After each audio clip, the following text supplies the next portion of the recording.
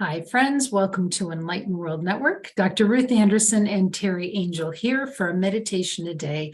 Good morning, Teri. Thank you for being here. Good morning, Ruth, and good morning, everyone.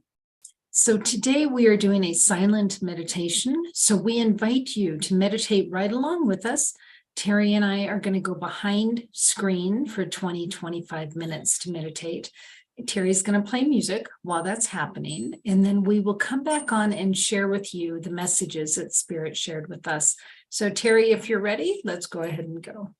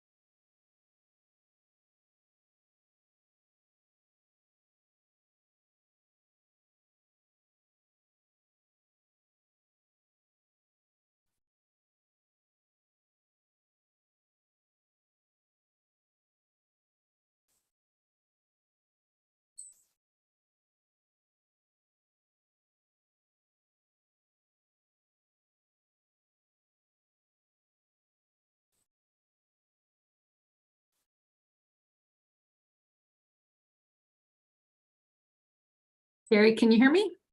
I do hear you. There we go. Every week, I swear we come in and Teri can't say something out loud. Also, every week we come on and say, that was so interesting. It always is. I love the silent meditations because it's true what they say, that in silence you hear so much. The silence speaks very loudly. So as we focus in, it's like we don't have to do anything. They bring the message to us. Yeah, boy. What a great message today, Ruth. Yeah, well, so friends, look at the water behind Teri, because what they showed us today is a place in a space, I guess, in the ethereal realm where we've been many times together. And it's symbolic of the river of life. And when you're in the river of life, you can be with your guides, with the angels, the spiritual divinity. You can be by yourself, you can be with those you love, but you're fed and you're nurtured, and it's life force coming through you. And we have a loved one who is ultimately dying of cancer. And the question is, when? And we saw her today, and with all of us in the river of life. She got up and stepped outside of the river of life, and she sat on the bank and she watched. And to us, that was really symbolic of, okay, this feels like she's making her decisions.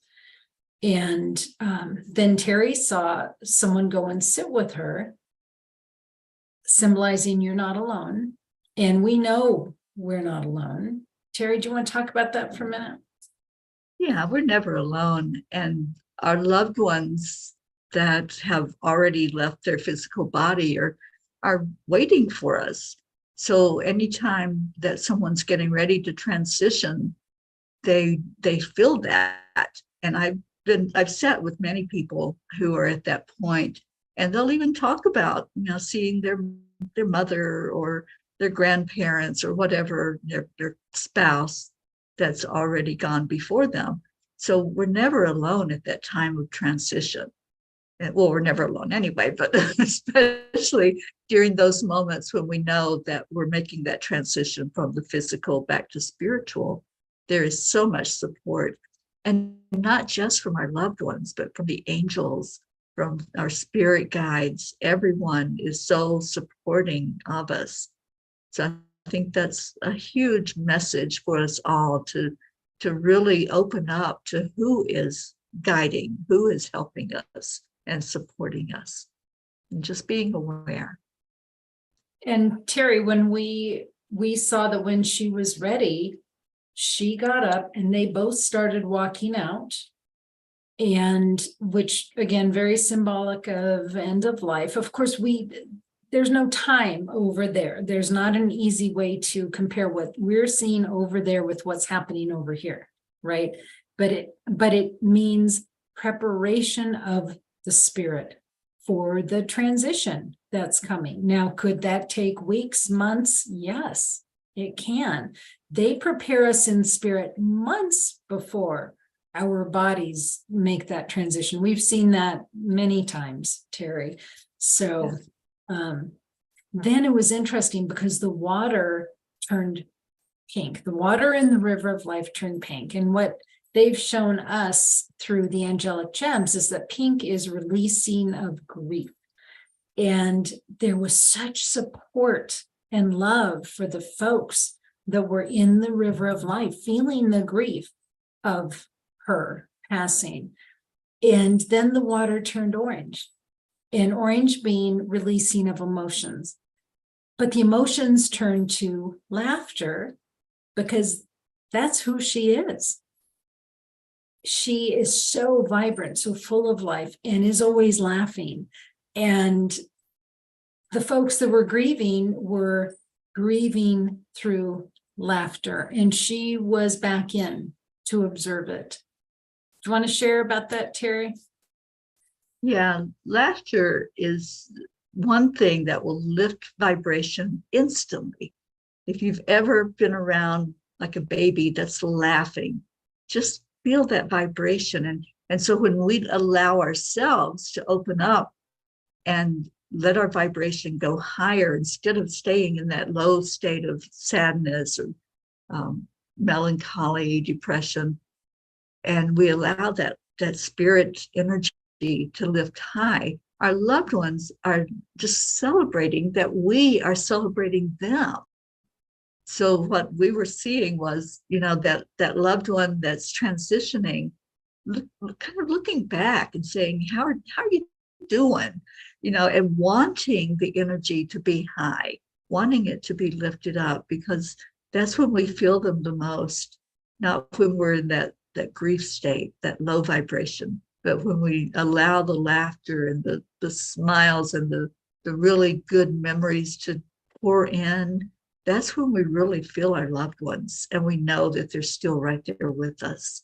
So absolutely laugh. I've been to many funerals, memorial services where we talk about our loved one that had just transitioned.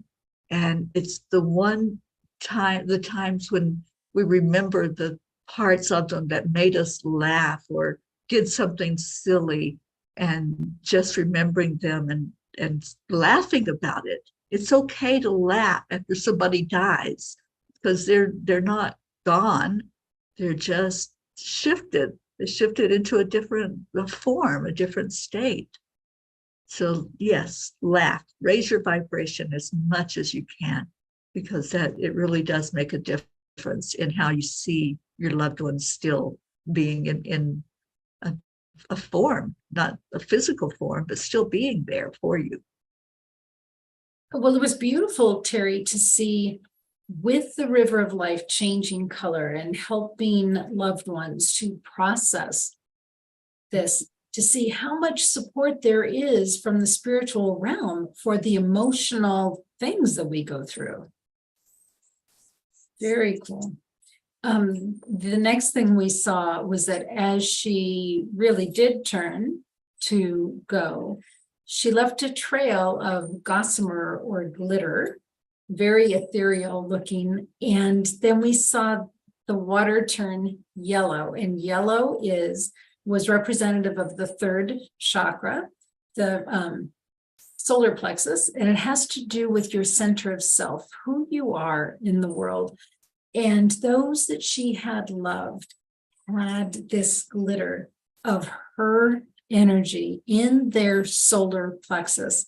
And what we saw was how we are changed through life because of who loves us and who we love. And they showed us that we retain the energy of that love from those that we love and who have loved us. Teri? Oh, yeah, we certainly do.